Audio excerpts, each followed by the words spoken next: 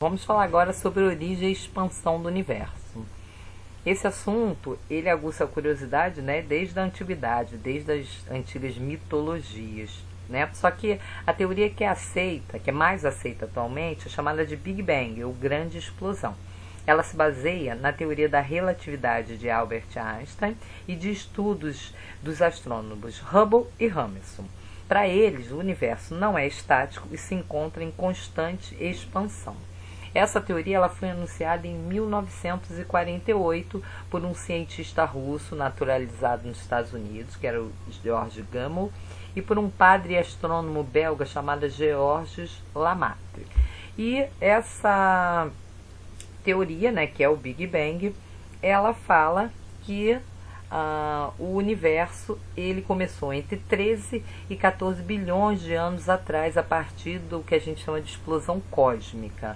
E essa teoria diz ainda, né, que toda a matéria e energia elas estavam concentradas em um único ponto de densidade inconcebível e que sofreu uma grande explosão, né, uma violenta explosão, originando tudo que existe hoje no espaço e no tempo.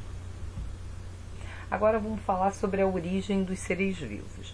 Uma das primeiras a serem idealizadas foi a da geração espontânea ou abiogênese. Então essa teoria ela dizia que a vida podia surgir da matéria sem vida, né, da matéria inanimada, já que algumas substâncias elas teriam uma força vital capaz de produzir seres vivos. Existiam muitos defensores, mas também aqueles que eram opositores. Era o caso do Red, que está mostrando nesse experimento à esquerda, né, com esses potes de vidro, pedaços de carne.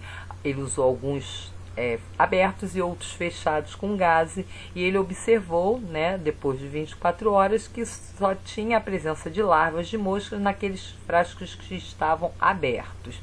Só que quem era a favor dessa teoria da geração espontânea criticou o Red, falando que ele, quando ele tampava esses frascos, ele pedia que essa força vital se manifestasse.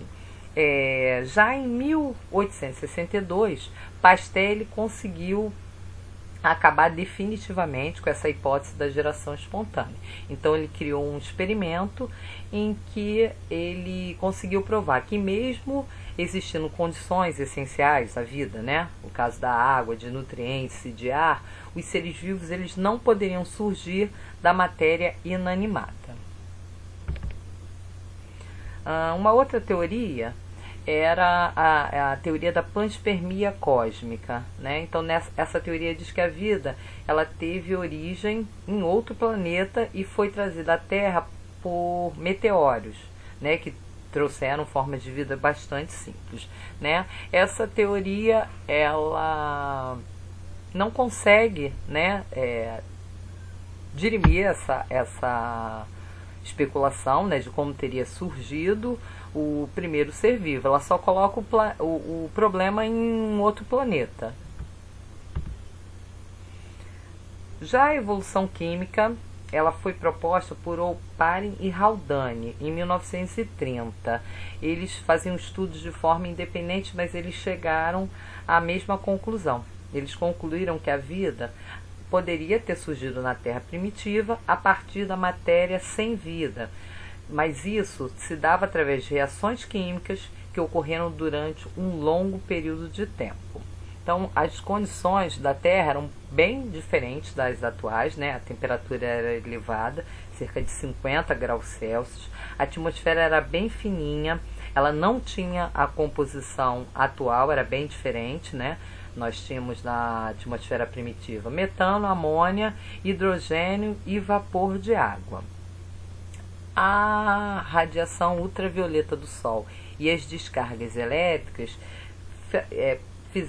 promoveram uma série de reações químicas que degradavam esses componentes da atmosfera primitiva em novas moléculas, né? Ao final podendo originar substâncias orgânicas, como o caso dos aminoácidos. Miller, em 1953, ele criou um experimento, né, que simulava as características da Terra primitiva, e ele conseguiu produzir moléculas orgânicas nesse experimento, comprovando que aquilo que o Haldane e o Oparin eles imaginaram era possível. Então, existem duas linhas de pensamento quanto quais seriam as características dos primeiros seres vivos. Existe uma teoria, né, ou hipótese, teoria não, hipótese, né, que é a hipótese heterotrófica.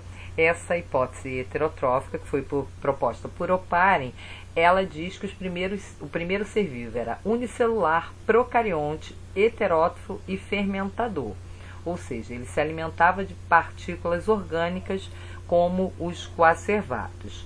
Já a hipótese autotrófica imagina o primeiro ser vivo como unicelular, procarionte e autótrofo quimiosintetizante, ou seja, ele era capaz de produzir seu próprio alimento usando a energia de reações químicas. Bom, até a próxima aula que vai falar sobre bioquímica. Até já!